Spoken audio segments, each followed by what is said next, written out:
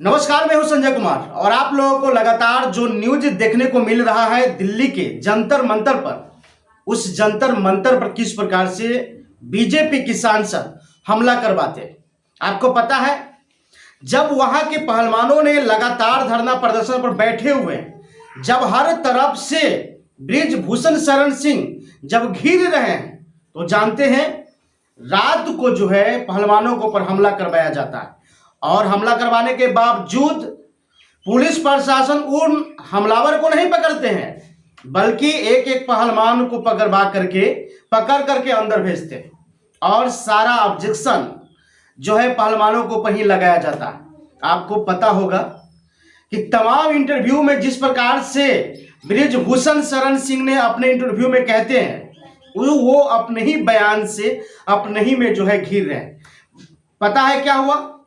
जंतर मंतर पर जिस प्रकार से जो महिला पहलवानों ने जो धरना प्रदर्शन किया है, उसमें से जो महिला ऑब्जेक्शन इसके ऊपर लगाया हुआ है शोषण करने के आरोप में, उनके पिता को जो है बृजभूषण शरण सिंह ने अपने आवास पर बुलाते हैं और कुछ इस तरह के स्टेटमेंट कहते हैं उनको कि मैं एक बेटा के नाते क्या आपको गले नहीं लगा सकते। मतलब ऐसे भावुक अंदाज में वो बोलते हैं कि अपने शब्दों के जाल में उसे जो है एडजस्ट करना चाहते हैं, अपने शब्दों के जाल से पूरी अपनी भावुक हो करके उसको अपने जाल में जो है लेना चाहते हैं। लेकिन क्या आपको पता है, क्या उस महिला के पिता को अपनाने से क्या हो सकता है उसको? क्योंकि एक महिला जो खुद बालिग है और वो खुद कोई साधारण नहीं है, बल्कि कई सारे कंट्री से मेडल जीत करके हिंदुस्तान का नाम जो है रोशन किया, और उस हिंदुस्तान के नाम को रोशन करने वाले महिला के साथ अगर बीजेपी की सांसद अगर इस प्रकार की हरकत करे तो शोभा नहीं देता। जानते हैं आप, जिसके ऊपर आरोप लगाया गया है बृजभूषण शरण सिंह, वो कोई मामूली आदमी नहीं है। वो कोई मामूली आदमी नहीं है कि कोई भी राह चलते उसके ऊपर ऑब्जेक्शन लगा दे, बल्कि वो इतनी पावरफुल है कि बीजेपी को मिटाने और बनाने का पूरा उसके पास ताकत है, पूरे पावर है।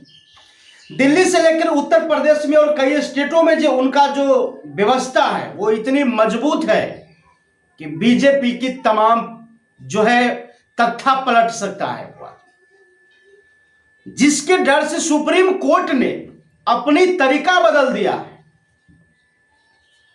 पता है, बृजभूषण शरण सिंह के डर से सुप्रीम कोर्ट ने अपनी टारगेट को बदल दिया है, उसके केस को जो है स्खलित कर दिया है, उसके केस जो है आगे बढ़ाने तक को मना कर दिया है।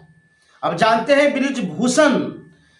बृजभूषण शरण सिंह ने कहा क्या रहा है कि जब तक इस देश में नरेंद्र मोदी है और अमित शाह है, तब तक उसको कोई कुछ नहीं कर सकता है। और बृजभूषण शरण सिंह को पता है कि वो दिल्ली में बैठे बैठे कुछ भी करा सकते हैं, क्योंकि 6 बार जो है सांसद रही है, 6 बार जो है सांसद रहा है बृजभूषण सिंह, और पूरे बीजेपी को थाम रखा। और बीजेपी के इशारे पर ना तो उनका अरेस्ट हुआ और नहीं इस्तीफा दिए।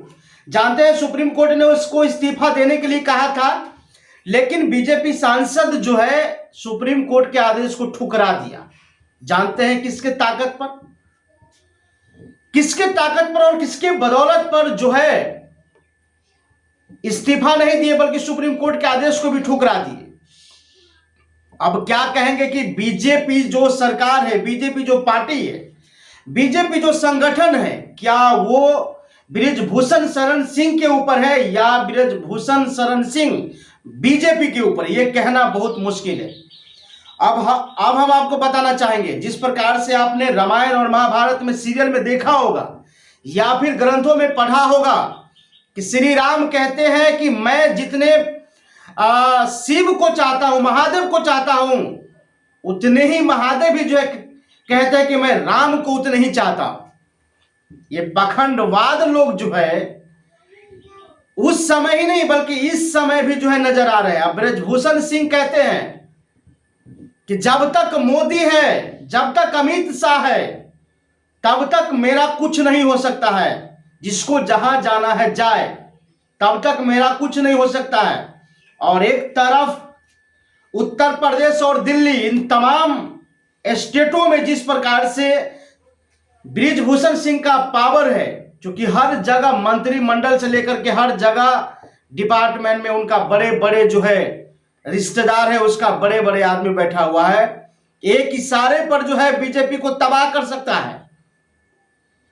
एक इशारे पर बृजभूषण सिंह के इशारे पर पूरे बीजेपी को तबाह होना पड़ सकता है। इसीलिए एक वर्ड भी जो है हमारे देश की प्रधानमंत्री नरेंद्र मोदी जो है पहलवानों के समस्याओं को लेकर के सामने नहीं आ रहे हैं।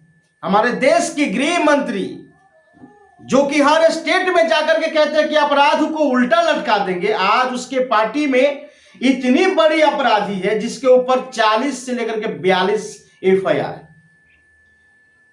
उसके पूरी दिल्ली के जंतर मंतर पर जो है उसके प्रोटेस्ट में जो है धरना प्रदर्शन चल रहा है। और इस धरना प्रदर्शन में आज जो है बीजेपी के न तो प्रधानमंत्री एक शब्द बोल रहे हैं और न ही गृह मंत्री एक शब्द बोल रहे हैं। जानते हैं इसके पीछे कारण क्या है? ये कारण बेहद जानना है। चलिए मैं इसके आगे चलता हूं। क्या बीजेपी सरकार कानून की उल्लंघन करता है? क्या बीजेपी जनता के शोषण करने वाले चीजों को बढ़ावा देते हैं? आपके सामने है नमूना, देख लीजिए सैंपल। जिस प्रकार से बीजेपी की सांसद के ऊपर इतनी सारे आरोप लगे हुए हैं, 40-42 एफआईआर है। दिल्ली के जंतर मंतर पर जो है धरना प्रदर्शन चल रहा है। वहां धरना प्रदर्शन में अपराधियों को भेज करके मारपीट करवाना, बल्कि पुलिस के अपने अंदर में करके उन लोगों को ऊपर उत्पीड़न करवाना। और बीजेपी तमाम गुनाहों को बढ़ावा देने वाली सरकार है। जिस प्रकार से आप देखेंगे कि पूरे भारत में जिस समय बीजेपी की सरकार जो केंद्र में है और केंद्र में सरकार होने की वजह से पूरी भारत में वर्चस्व रखने का कारण क्या है? इसके पीछे भी जो है बहुत बड़ी राज रखने का कारण क्या है कि बीजेपी सरकार जिस प्रकार से आम जनता को घुमाता है, उसी प्रकार से आम जनता जो है घूमता है। आम जनता को समझ में नहीं आता है कि ये सरकार कर क्या रहा है। मैंने पिछले बार भी आपको बताया था, पिछले एपिसोड में भी कहा था कि अगर फिल्म में अगर हीरो अगर गुंडा भी हो, हथियारा भी है, लेकिन फिर भी जो देखने वाले दर्शक होते हैं वो ये नहीं सोचते हैं कि जो हीरो है वो हत्यारा है, वो जो है पकड़ा जाए पुलिस की गिरफ्त में।